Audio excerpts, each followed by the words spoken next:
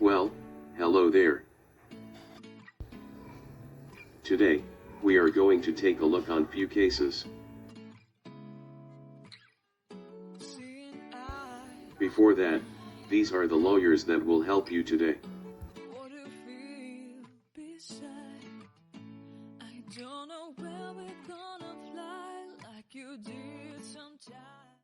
Let's see on Case A.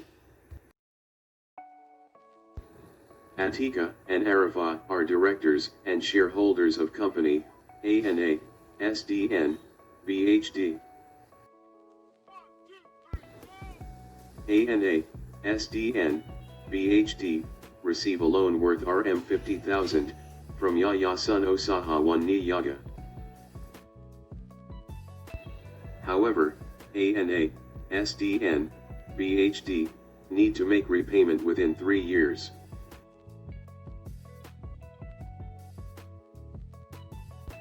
Three years later, Ki Pish Skudi Pap Pap the Tingo, Skrrrra, Skibiki Pap Pap. Big Shack Era. ANA, SDN, BHD, never make any repayment of the loan in these 3 years, and so, Yayasan Usaha One Niaga, would like to sue Atika and Arafah.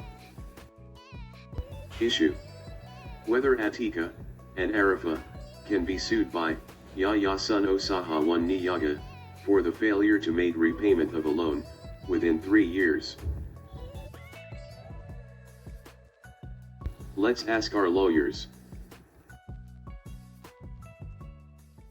Based on the case, the application is by virtue of Section 192 subsection 1 of the Company Act 2016 state that a member shall not be liable for an obligation of a company by reason only of being a member of the company. As a company is a body separate from its members, the company is liable for its own debts or liabilities and not the members or the shareholders. So, the members cannot be sued personally for the debt or liabilities of the company. In the case of reapplication by Ye Yud E, the High Court held that, except in cases of fraud, breach of warranty of authority, or any other exceptional circumstances, a director is not liable for the debt of an incorporated company. In this case, the members and director may change, but the company will remain the same. Yayasan Usahawan Niaga wants to sue Atika and Arifah due to the failure of their company, ANA Sindian Berhad, to pay back their loan to Yayasan within 3 years. However, Atika and Arifah cannot be sued by Yayasan. This is because a company is a separate legal entity as distinct from its members. Therefore, it is separate at law from its shareholders, directors, promoters, and as such is conferred with right and is subject to certain duties and obligations. So, Yayasan should sue the company for the failure of paying back the loan instead of suing the directors, because the directors are not liable for the company's debt. In conclusion, Atika and Arifah, as the directors and shareholders of ANA SDN PhD, they cannot be made personally liable for the company's debts and obligations because they are separate legal entity. So, Yayasan Usahawan Niaga has to sue the company unless if the company cannot pay the debt, the company has to go into liquidation. Only then, Atika and Arifah will be included for contribution. Next, let's see on Case B. Atika has issued a check to Jana, worth Rm 5,000, on behalf of ANA, SDN, BHD. However, Jana did not notice something is wrong with the check she just received from Atika. Atika did not state the name of company when she issued the check. The check does not have the name of the company. Oh no.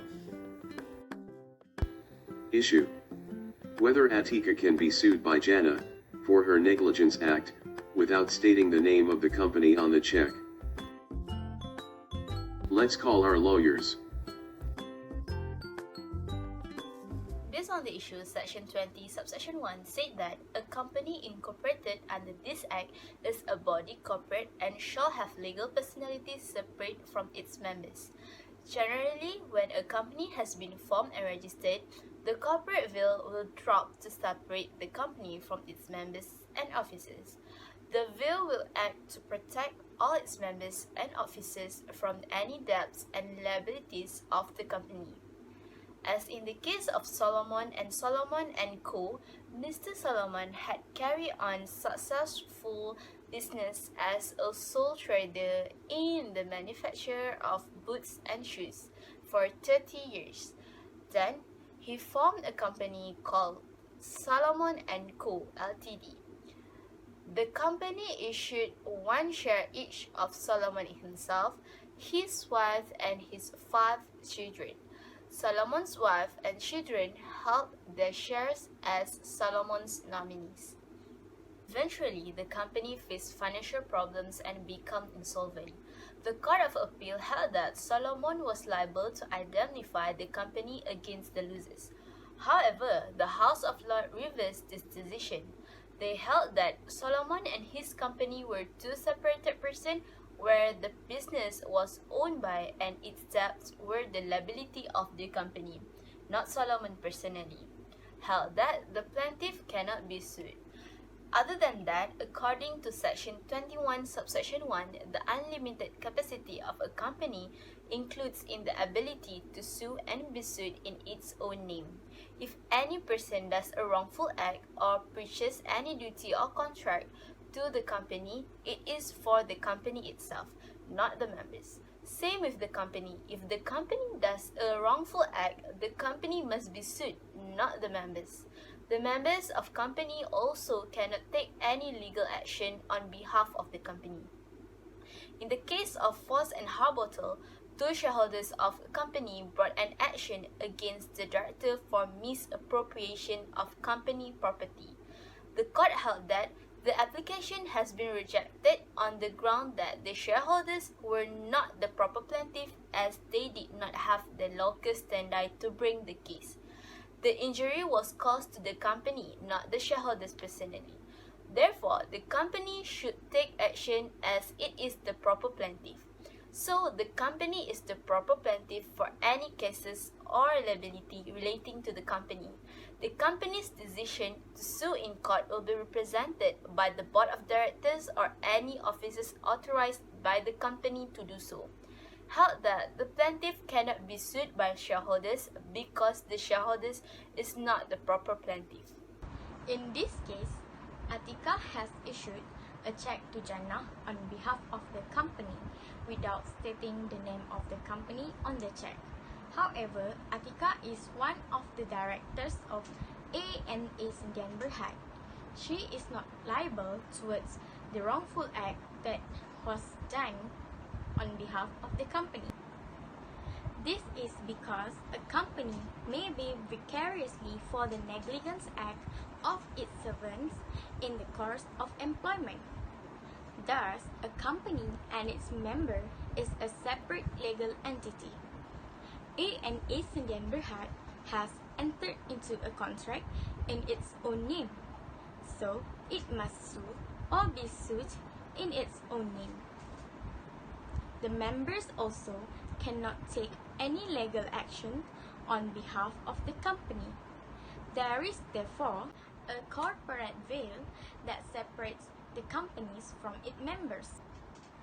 So, A&A Sendian Berhad should be liable for the negligent actions committed by Atika, where the director was merely acting on behalf of the company.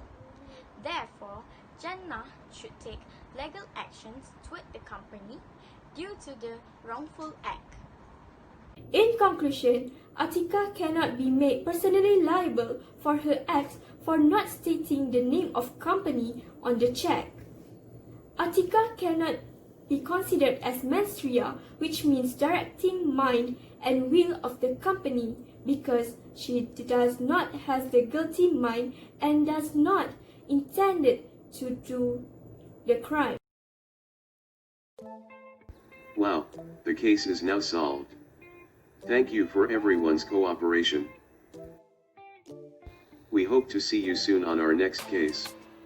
Goodbye everyone. Her act for not stating the company's name. The Ville will act to protect all its members Committed by Atika for subject to certain duties and obligations. So,